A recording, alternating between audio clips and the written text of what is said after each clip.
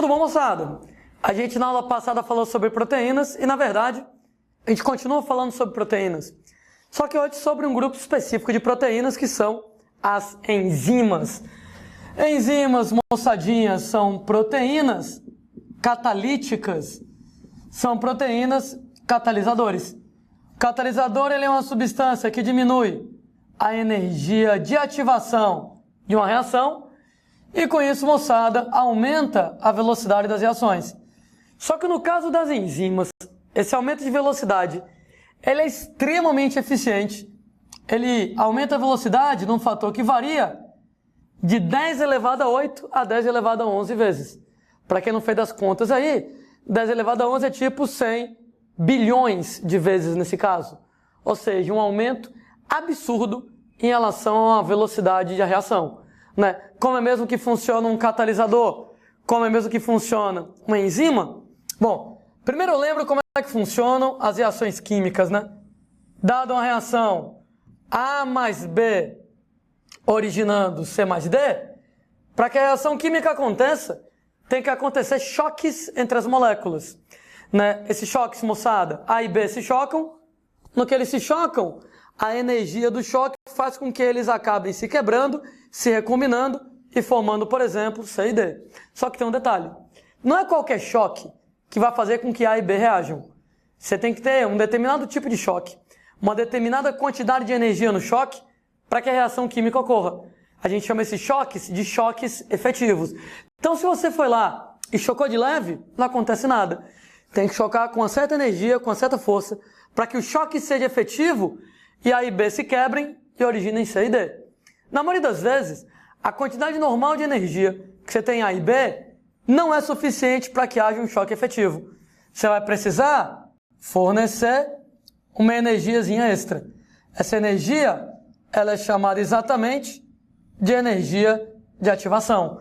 Energia de ativação, uma vez que você forneça A e B, começa a se chocar cada vez com mais força, até que você tem um choque tão forte, tão violento, que A e B reagem e originam C e D. E aí, moçada, a reação química acontece. Qual é o problema? O problema é que moléculas orgânicas, elas são muito estáveis. Tão estáveis, gente, que elas não gostam de reagir, que não é qualquer choquezinho que vai fazer com que as moléculas orgânicas reajam. Tem que ser o maior papoco do mundo, tem que ser o choque para que elas reajam. E aí, moçada, para que você então tenha essa reação, elas exigem energias de ativação muito elevadas. Qual é o problema? O problema, moçada, que essas energias de ativação, elas são tão altas que demora muito tempo para chegar lá. Ou seja, imagine que para a gente poder sair desse ponto e chegar nesse ponto, a energia de ativação ela é tão elevada que demora muito tempo para atingir essas energias de ativação muito elevadas e o resultado é que reações orgânicas, de maneira geral, elas são lentas. Se você coloca, por exemplo, 2 aminoácidos para reagir um com o outro, cara, para eles formarem um dipeptídeo, para eles fazerem uma ligação peptídica, gente, vai demorar 1 milhão de anos e essa reação não vai acontecer. O que acontece, gente, lá é que os aminoácidos orgânicos são estáveis demais, para eles reagirem, a energia de ativação tem que ser muito alta, e daqui que você chegue nessa energia de ativação tão alta, demora tempo pra caramba, as reações elas são muito lentas. E um problema, né? Quem é que pode esperar 1 milhão de anos para juntar 2 aminoácidos num dipeptídeo para fazer uma ligação peptídica? 1 milhão de anos é uma escala de tempo completamente fora da vida humana. Aliás, completamente fora da vida de todos os seres vivos. E é por isso que enzimas, elas são fundamentais. Basicamente, o que a enzima vai fazer é criar uma reação química alternativa, onde eu vou pegar A mais B mais enzima, onde a energia de ativação ela é muito menor, uma energia de ativação com a enzima B menorzinha, originando C mais D mais enzima. Daí o grande bacana dessa historinha é que as enzimas, elas reduzem, elas diminuem a energia de ativação, Então, ao invés de você ter essa energia de ativação grandona, você tem a energia de ativação pequenininha, a energia de ativação ela é atingida mais rapidamente. E no que ela é atingida mais rapidamente, a consequência é que aumenta a velocidade das reações. Então, as reações orgânicas aceleram pra caramba. Quando eu falo, gente, em pra caramba, você vai aumentar a velocidade da reação num fator que varia em até 100 bilhões de vezes. O que quer dizer que a reação que demoraria 1 milhão de anos para acontecer, gente, ela acontece no piscar de olhos. Ela acontece numa fração de segundos. Enzimas, elas são extremamente eficientes em aumentar a velocidade das reações. Agora, como é que elas fazem isso, né? Ora, basicamente, enzimas, elas vão quebrar a estabilidade das moléculas. Como é que elas quebram a estabilidade das moléculas? Basicamente, moçada, transferindo grupos químicos. Uma enzima, ela é tipo uma ladra de elétrons, uma ladra de radicais químicos. Ora, tá lá a molécula super estável, quietinha no canto dela. E aí lá vem a enzima gaiata e rouba um elétron, rouba um radical químico. E quando rouba esse elétron, esse radical químico, a molécula se desorganiza toda. Então ela vai lá, perde a estabilidade. No que ela perde a estabilidade, choques mais fracos, a reação já acontece. Quando as moléculas são muito estáveis, eu tenho que dar muita energia para atingir uma quantidade tal de energia que o choque faça a reação. Mas quando eu tenho uma enzima na jogada, ela facilita tudo. Rouba um elétron de A, coloca em B, rouba um grupo químico de B, coloca em A.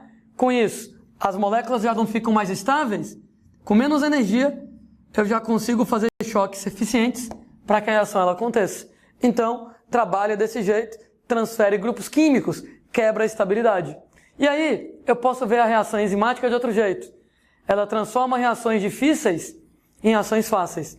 A reação A mais B dando C mais D. Imaginem que ela é uma reação difícil e, como tal, ela é uma reação lenta, demorada.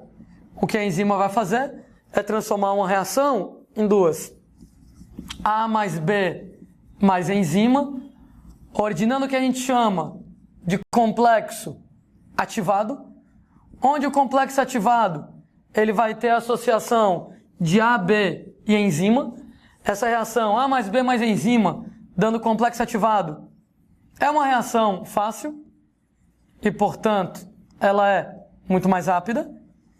E no segundo momento, o tal do complexo ativado, ele vai se quebrar em C mais D mais enzima, o que, aliás, é outra reação fácil. Ou seja, ela é outra reação rápida. Então, como eu disse, eu vou repetir, a enzima transforma uma reação difícil, A mais B dando C mais D, em duas reações fáceis. A mais B mais enzima dando complexo ativado é fácil, complexo ativado dando C mais D mais enzima é outra reação fácil aqui na jogada. A propósito, né? Quando a gente coloca aqui para vocês esse lance do complexo ativado, ele recebe um outro nome, né?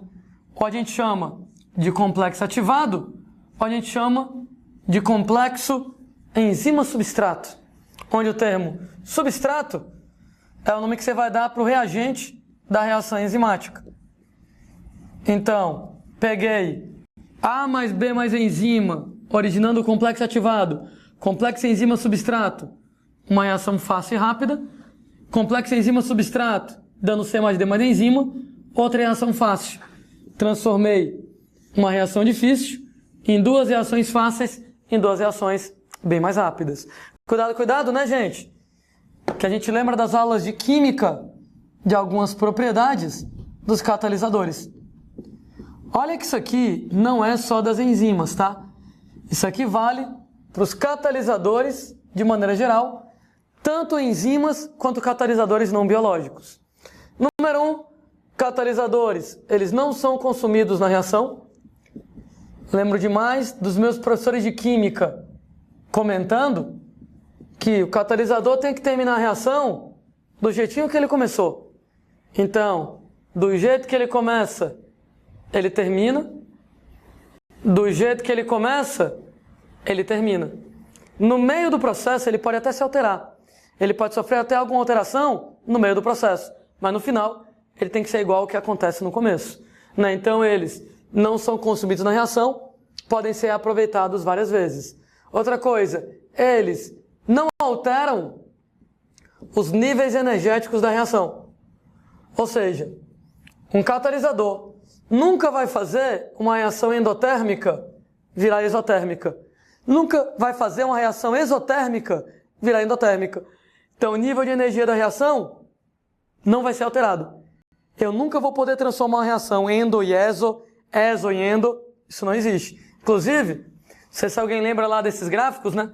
Gráficos de termoquímica, isso aqui é a energia final, isso aqui é a energia inicial. Então, você vai pegar a energia final e a energia inicial e você tem um chamado delta da reação. Diferença entre a energia final e a energia inicial. Sem a enzima ou com a enzima, energia final, energia inicial, o delta da reação, ele é o mesmo. Inclusive, notem que essas reações que eu estou representando são exotérmicas, né? A energia final é menor do que a energia inicial. Toda vez que a energia final é menor que a inicial, o delta, a diferença da reação é negativo, é uma reação exotérmica. Sem a enzima é assim, com a enzima é do mesmo jeito. Você pega, moçada, reação, energia final, energia inicial. Energia final menos inicial, delta da reação é negativo, uma reação exotérmica. Então, sem a enzima ou com a enzima, o valor energético é o mesmo, ela continua sendo exotérmica da mesma maneira, o valor do delta é exatamente igual. Então, o catalisador, ele não pode mexer isso. Outra coisa é que os catalisadores não alteram o ponto de equilíbrio da reação. Eita, a parte mais difícil lá da físico-química para mim, equilíbrio químico é complicadinho pra caramba. Então, o catalisador, ele faz o equilíbrio químico ser atingido mais rápido. Mas o ponto de equilíbrio, ele não vai ser alterado. Então, isso aqui vale para qualquer catalisador, seja ele enzima ou não, mas a gente acrescenta algumas propriedades, particularmente das enzimas. Então, os 3 primeiros comentários valem para qualquer tipo de catalisador, inclusive os catalisadores não biológicos. Só que a gente fala agora sobre as propriedades das enzimas. E aí, moçada, a gente lembra, número 1, enzimas têm uma ação específica. Quando eu falo que a enzima tem uma ação específica, isso quer dizer que a enzima ela apresenta uma região chamada de sítio ativo. Sítio ativo é a parte da enzima que reage com substrato. Substrato é o reagente da reação enzimática. E o sítio ativo, ele é complementar ao substrato. Chamamos, inclusive, pelo nome de modelo chave-fechadura. Assim como a chave é complementar à sua fechadura, assim como a chave é específica para uma fechadura, o substrato é complementar à enzima, o substrato é específico para agir com determinada enzima. Aliás, que tal a gente lembrar para vocês um pouquinho melhor como é que isso funciona? Aproveita até para lembrar como é a estrutura da proteína, né? A proteína tem lá 3 níveis de estrutura. Estrutura primária, você vai pegar os aminoácidos em sequência. Estrutura secundária, alfa-hélice. E a alfa-hélice começa a dobrar tridimensionalmente no espaço. Uma vez que a alfa-hélice vai dobrando em 3 dimensões, ela vai acabar originando a estrutura tridimensional final, a estrutura terciária. Lembrando que algumas proteínas somam várias terciárias para formar a estrutura quaternária, mas nem toda proteína tem estrutura quaternária. Fato é, quando a enzima está pronta, ela tem, gente, um sítio ativo. Uma região onde o substrato se encaixa e, gente, é complementar. Chave fechadura para que você possa reagir. Hoje em dia nós sabemos que muitas vezes o sítio ativo não é exatamente complementar ao substrato. O sítio ativo, ele pode ser um pouquinho diferente. não é exatamente igual. Entretanto, quando o substrato vai chegando, o sítio ativo ele altera levemente de forma e se adequa ao substrato para ver o encaixe perfeito. Ou seja, não é exatamente complementar. Então, o sítio ativo, a princípio, não era complementar ao substrato, não era. Mas à medida que o substrato vai chegando, acontece uma alteração na forma da enzima, uma adaptação induzida pela presença do substrato, e o sítio ativo ele muda para encaixar no substrato. Só que para mim, isso não invalida o modelo chave-fechadura. Mesmo porque a enzima não altera de forma para qualquer substrato. A enzima só altera de forma para encaixar no substrato adequado. Então só vai haver essa alteração de forma, essa adaptação induzida para encaixar no substrato correto. E, a propósito, falando nisso, por que mesmo tem que ser complementar? Ora, enzimas, elas agem através de forças fracas, através de interações fracas. Ainda está aqui no quadro, comentando que as enzimas quebram a estabilidade das moléculas, transferindo grupos químicos. Sendo que como é que elas fazem isso? Através de interações químicas fracas, com raio de ação muito curto. Sendo que essas reações, essas interações químicas fracas, com raio de ação curta, acaba exigindo uma proximidade muito grande para trabalhar. E no que exige uma proximidade muito grande para poderem trabalhar, essa proximidade é garantida pela complementaridade de forma. Eita, Landim, não deu para entender bulhufas do que você colocou aí. Ok, vamos desenhar então? Ora, era uma vez, gente, uma enzima e dois substratos. Um substrato parecido com o que deve ser e o substrato perfeito. A enzima, um substrato parecido com o que deve ser, não encaixará perfeitamente.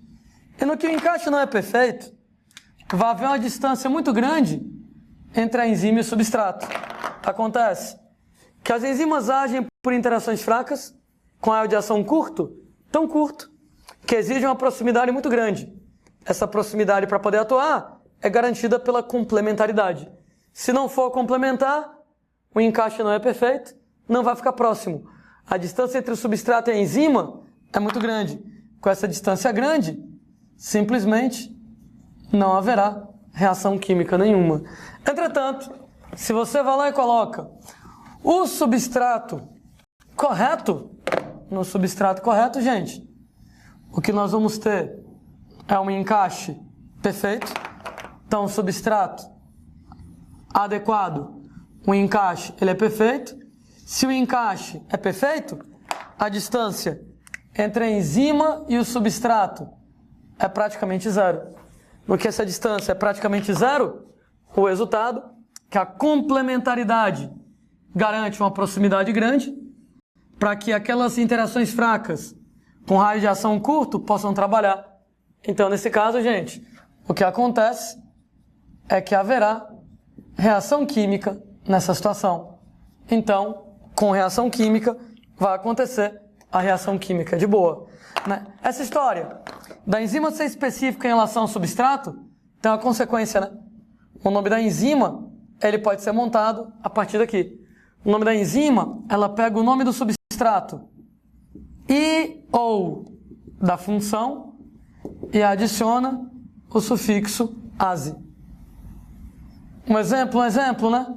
Você pega lá maltose, ela vai reagir com água para ser quebrada em glicose mais glicose. Ora, qual é o nome da enzima então? Substrato é a maltose. Então você vai pegar a maltose e adicionar o sufixo ase. Então a enzima vai ficar, para não ficar maltose ase, que seria meio idiota, a enzima vai ficar com o nome de maltase. Alguém reclama comigo, ô Landim, tem dois substratos, né? Tem a maltose e a água. Por que a gente não fala na enzima aguase? Porque cá entre nós a água participa de inúmeras reações químicas, né?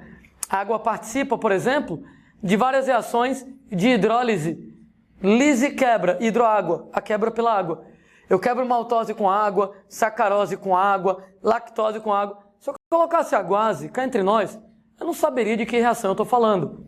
Quando a gente fala coloca maltose, poucas são as reações em que a maltose trabalha, então maltase faz um pouco mais de sentido nesse caso.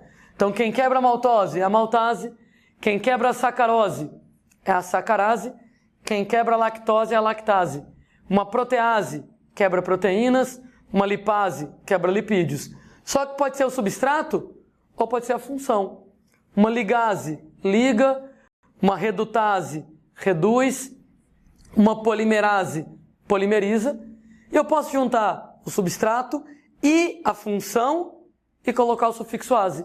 Quando eu coloco, por exemplo, a enzima citocromo-oxidase, a enzima citocromo-oxidase, eu já estou dizendo a ficha completa dela. Substrato dela, citocromo, e a função dela é oxidar. Citocromo-oxidase, para dar o nome da enzima. Segunda propriedade que as enzimas têm uma ação reversível. Quando eu falo que as enzimas têm uma ação reversível, ora, o que é que eu quero dizer com isso? Que a mesma enzima faz a reação nos dois sentidos. A reação, ela pode ser direta ou inversa. E a enzima faz a reação direta e a reação inversa. A mesma enzima vai e volta. Ainda não deu para entender? Pois é, né, gente? Físico-química é um sofrimento, mas toda reação química, ela acontece lá dentro de um certo equilíbrio. A reação vai e a reação volta aqui na jogada. Sendo que a maltase, ela faz a reação nos dois sentidos. Tanto a maltase é capaz de quebrar a maltose, como a maltase é capaz de formar a maltose. O que alguém vai lá e deve estar pensando com razão. Poxa, se a enzima maltase, ela quebra e ela forma, como é que ela se decide? Como é que ela sabe se está na hora de quebrar ou se está na hora de formar? Como é que ela sabe se ela tem que ir ou se ela tem que voltar? Resposta, ela não sabe. Não é a enzima que define isso. Basicamente, o sentido da reação, ele é determinado pelas condições de equilíbrio químico de acordo com o princípio de Le Chatelier. Eita, Landim, a minha química, ela tá meio enferrujada. Então eu vou pedir desculpas aí, né? Eu não tenho como explicar isso muito bem, mas os professores de química vão explicar bem direitinho. O que eu posso lembrar para vocês é que o equilíbrio químico sempre é deslocado no sentido contrário a de quem está em maior concentração. Então, por exemplo, na região do corpo onde eu tenha muito maltose, para onde é que a reação química ela vai? Ora, segundo o princípio de Le Chatelier, se tem muita maltose, o equilíbrio vai no sentido 1. Então, nas regiões do corpo onde tem muita maltose, a maltase desloca no sentido 1 e ela quebra a maltose em glicose. Então, quem determina se vai ou volta é o equilíbrio químico. Por outro lado, se você tiver uma região com muita glicose, aí o contrário. Você vai pegar a glicose mais glicose e a maltase forma a maltose. Então, segundo o princípio de Le Chatelier, eu sempre desloco o equilíbrio no sentido contrário a de quem está em maior concentração. Se tem muita glicose, desloca no sentido 2 e eu formo uma maltose. Se tem muita maltose, desloca no sentido 1 e eu quebro a maltose em glicose. Né? A maltase faz os dois. Eu costumo pensar na maltase, numa enzima, como um motorista que fecha os olhos e pisa no acelerador. Ele não sabe nem para onde é que ele está indo. O negócio dele é dirigir e acelerar. No caso, o diabo da enzima é o motorista que fecha os olhos e pisa no acelerador. A enzima não sabe se ela está indo ou se ela está voltando. O negócio dela é dirigir e acelerar. O negócio dela é acelerar. Quem vai determinar se vai ou volta? Aí é o meio. Princípio de Le Chatelier. Então, nesse caso, a mesma maltase, ela faz a reação química no sentido 1 e no sentido 2. Ela acelera as duas, fecha os olhos e pisa no acelerador. Se a reação química vai para a direita ou à esquerda, quem define na enzima, fecha os olhos e acelera. Quem define são as condições de equilíbrio químico no sistema, pelo princípio de Le Chatelier.